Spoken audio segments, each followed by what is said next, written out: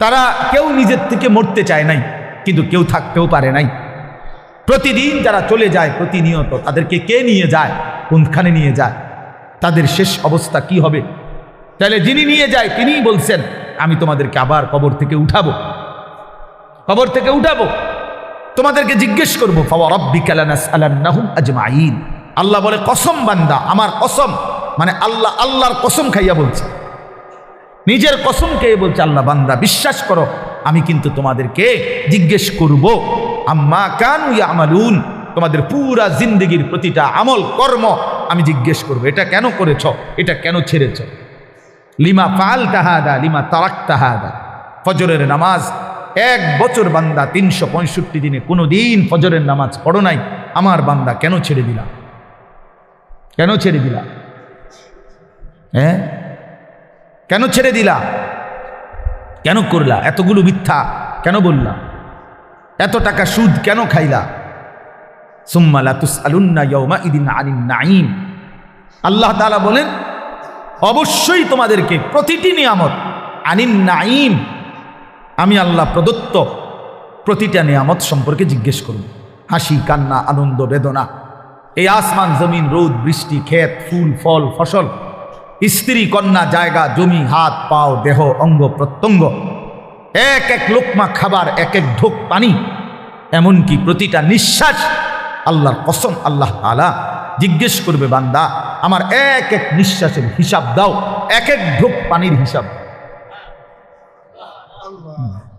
হাদিসের মধ্যে আছে, নবী সাল্লাল্লাহু আলাইহি সাল্লাম একবার 3 দিন, ওনারা 3 জন, আবু বকর, ওমর এবং আমাদের নবী সাল্লাল্লাহু আলাইহি সাল্লাম 3 জনই ক্ষুধার্ত ছিলেন টানা 3 দিন।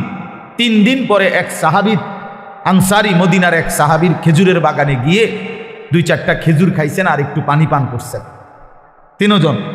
তো নবী সাল্লাল্লাহু আলাইহি সাল্লাম তখন হযরতে ওমর রাদিয়াল্লাহু তাআলা আনহুকে বললেন, ওয়াল্লাহি লা তুসআলু আন হাযান নাঈম। ওমর, আল্লাহর কসম, এই যে খেজুর আর পানি খাইলা, এইটার ব্যাপারে হাসরের দিন তোমাকে আল্লাহ জিজ্ঞেস করবে, ওমর এটুকুর হক কি আদায় করছে? আজকের এই 3 দিন ক্ষুধার্ত থাকার পরের এই 1 ঢোক পানি আর এই 2টা খেজুরের হিসাব দিতে হবে।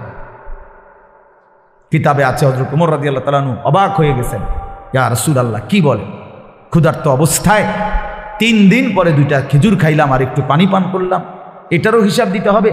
আল্লাহ নবী বলেন, ওয়াল্লাহি লা তুসআলু, আল্লাহর কসম হিসাব দিতে, লা তুসআলু, জিজ্ঞেস করা।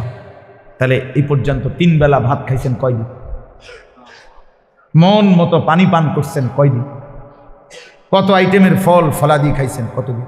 বলে একটা সময় ছোটবেলায় আমাদেরও তো মনে আছে, আজ থেকে 30 বছর আগে 25 বছর আগে 1 কেজি আঙ্গুর কেউ কোনো ঘরে কিনছে না, 1 পোয়া 1/2 পোয়া আঙ্গুর, অসুস্থ রুগী। আমার তো মনে আছে ছোটবেলায় আমার আব্বাই শুধু দেখতাম মালটা খাইতো, আব্বা অসুস্থ ছিল, আমরা তাকায় তাকায় থাকতাম, 1-8 পিস যদি কখনো দিত আব্বা মায়া করে, তো এতটুকু হইতে পারত নাই, তো স্বাভাবিকভাবে আমাদের জন্য আনছে, এমন ছিল না, এমনই ছিল 30 বছর আগে, এমনই ছিল। আঙ্গুর 100 গ্রাম 200 গ্রাম, হ্যাঁ হাসপাতালে রুগী, হাসপাতালে, তো ওই রুগীর জন্য পথ্য হিসাবে 100 গ্রাম আঙ্গুর কি নিয়ে গেছে, এমন না? কি বলেন চাচারা, এটা তো ছিল। তাইলে আজকে আলহামদুলিল্লাহ কি পরিমাণ ফল ফলাদি আমাদের বাচ্চারা খাইতেছে, আল্লাহ তাআলা কি পরিমাণ রিজিক দিচ্ছে আমাদের, তো সেই রিজিকের কি কোনো হিসাব নিবে না? কথা বলেন না? তাহলে এই জন্য বাবা, আল্লাহ তাআলার এটা ওয়াদা, আমরা যদি এটা না বুঝি আমাদেরই বোকামি হবে।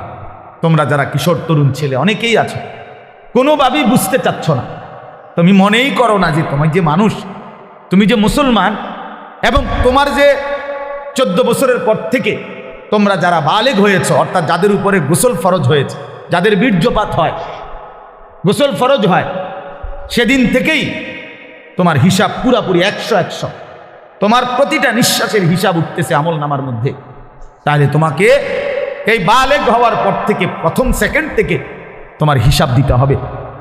একটা চোখের দৃষ্টি, কতবার নারী দেখছো, ছবি দেখছো, নর্তকী দেখেছো, উলঙ্গ ছবি দেখেছো, প্রত্যেকটা পলক নজরের হিসাব দিতে হবে আল্লাহর কাছে। আল্লাহর কাছে প্রতিটা হাত পায়ের অঙ্গের নড়াচড়ার হিসাব আল্লাহ তাআলার কাছে দিতে হবে। আমাদের 16 বছর 18 20 25 বছরের ছেলে পেলে সে মনেই করে না কিছু, যে সে যে একটা মানুষ, সে যে একটা মুসলমান, সে যে আখেরাত আছে, আল্লাহ আছে, রসুল আছে, কোরআন আছে, কিচ্ছু বোঝে না, কিছুই বোঝে না। কি করে, কেন হাসে, কেন কাঁদে, কেন ঘুরতে আসে, কি করতে আসে, কি করে চুল, কি করে জামা, কি করতেছে, কার লগে আড্ডা দেয়, কেন আড্ডা দেয়, এত ছবি কেন উঠায়, এত ভিডিও কেন করে, কারে দেখাস বেটা, কে দেখে তোর এগুলা, কে দেখে, কার পাগলামি কে দেখে, নিজেই মোটর সাইকেল চালায় জোরে, আবার এটা নিজেরটাই নিজের সামনে ভিডিও লাগাই, এটা ভিডিও করে, এটা আবার ফেসবুকে দিল, মানুষের বাকি কিছু পাগলে চাইলো, এই পাগলের পাগলামি। আহা, এটা কথা হইল? মোটর সাইকেল চালানিও ভিডিও করতে হয়, সাইকেল চালানিও, পেশাব পায়খানাও তো ভিডিও করা উচিত, লোডা বদনাও তো ভিডিও করা উচিত। আহা, এত ফালতু একজন সুস্থ স্বাভাবিক মানুষের জীবন হতে পারে না, যাকে আল্লাহ তাআলা ন্যূনতম আকল দিয়েছেন। হ্যাঁ, কাউকে আল্লাহ তাআলার যখন লানত হয়, আমি এই জন্য প্রায় বলি, কারো উপরে যখন আল্লাহর লানত বর্ষণ হয় তো আল্লাহ তাআলা তার স্বাভাবিক আকল সরায় দেয়। আদাল্লাহুল্লাহু আলা ইলমিন, আল্লাহ তাকে তখন পথভ্রষ্ট করে দেয়। ওয়া খাতামা আলা সামঈহি ওয়া কলবি, আল্লাহ তাআলা তার কানে এবং অন্তরে মোহর মেরে দেয়। ওয়া জাআলা আলা বাসারিহি গিশাওয়া, আল্লাহ তার চোখের সামনে পর্দা ফেলে দেয়, ফলে আর সে কিছুই শুনে না, কিছুই বোঝে না, কারণ দিল তো বন্ধ, কানও বন্ধ, চোখও বন্ধ, আবদ্ধ। সে আর আলোর রাস্তা, হেদায়েতের রাস্তা দেখবে কোত্থেকে? সে জান্নাতের রাস্তা দেখবে কোত্থেকে? সে ডানে বামে যেদিকেই তাকায় তখন নারী দেখে, ছবি দেখে। সে যখনই হাঁটে চলে তো ছাতের কিছু অসৎ বন্ধু, চরিত্রহীন কিছু লম্পট, এগুলো সারাক্ষণ কোনো মেয়ের কথা, নারীর কথা, উলঙ্গ কথা, অশ্লীল কথা, গালি গালাজ, একটা আরেকটারে লাথি মারে, একটা আরেকটারে ধাক্কা মারে, একটা আরেকটারে যাইত্যা ধরে। হ্যাঁ, এই এই নাহলে বিশ্রী কুকুর বিড়ালও যে কথা বলে না, জন্তু জানোয়ারও যে কথা বলে না, এমন হাইওয়ান জানোয়ারের মতো কথাবার্তা বলে। নারী, ছবি, অশ্লীল উলঙ্গপনা, অশালীন অঙ্গভঙ্গি, খালাস। এভাবেই দিন শেষ। বাদ কতগুলো খাইছে, আবার জানোয়ার ঘুমায় গেছে, ভোর হইলে আবার জানোয়ার উঠছে। না এশার নামাজ, না ফজরের নামাজ, না জোহরের নামাজ, না আসরের নামাজ, কোনো নামাজের কোনো খবরই নাই।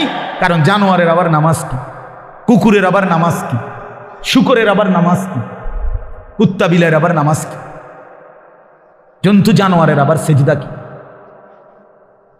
বুঝেন নাই কথা?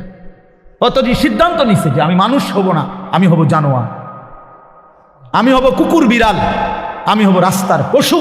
অতএব রাস্তার পশুর যেমন কোনো আল্লাহ নাই, বন্দিগি নাই, ইবাদত নাই, আমারও নাই, আমারও না, আমারও না। এই জন্য ছেলেরা, বাবারা, ছেলেদের দায়িত্ব তোমরা নিজেকে নিয়ে ভাবা, কি করছো? বাবাদের দায়িত্ব আপনাদের ভাবা, আপনারা আপনাদের সন্তান গড়তেছেন নাকি কি করতেছেন? সন্তানরে কি করলেন? আপনি তো সংসার করছেন কইলেন, আমি তো সব সময় প্রতিদিন বলি যে সংসার বলতে কি বুঝলেন? আপনি যে কইলেন আমি আজকে 30 বছর সংসার করলাম, কিতা? খাট পালং সোফা ফার্নিচারেরই সংসার কয় না বউ বাচ্চারে কয় সংসার? একটা মানুষ যদি বলে যে আমি পরিবার নিয়ে এনে বেড়াইতে আইছি, তো পরিবার নিয়ে বেড়াইতে আইলে এ কথা বললে তার মানে খাট সোফা টোফা বেটার ঘরের ফার্নিচার এটি লই আইছে বেড়াইতে, নাকি কি কি নিয়ে আইছে? বউ বাচ্চা নিয়ে আইছে, এই না কথা বুঝায়। তাইলে সংসার বলে বউ বাচ্চারে, পরিবার বলে বউ বাচ্চারে, এই মানুষগুলার এক সংসার বলে। খাট পালংরে কি বলেন? এগুলো তো বদলায় যায়, এগুলো তো আমনের আমলও আপনি চেয়ার বদলাইছেন, বদনা বদলাইছেন, বালতি বদলাইছেন, আমনের নিজের আমলেও তো আপনি 40 বছরের ভিতরে কত আসবাব বদলাইছেন না? আগেরটা পুরান সুন্দর লাগে না, মডেল নতুন করে কিনছে, তো এগুলো তো কিচ্ছু না। মানুষগুলো হলো আমার সংসার।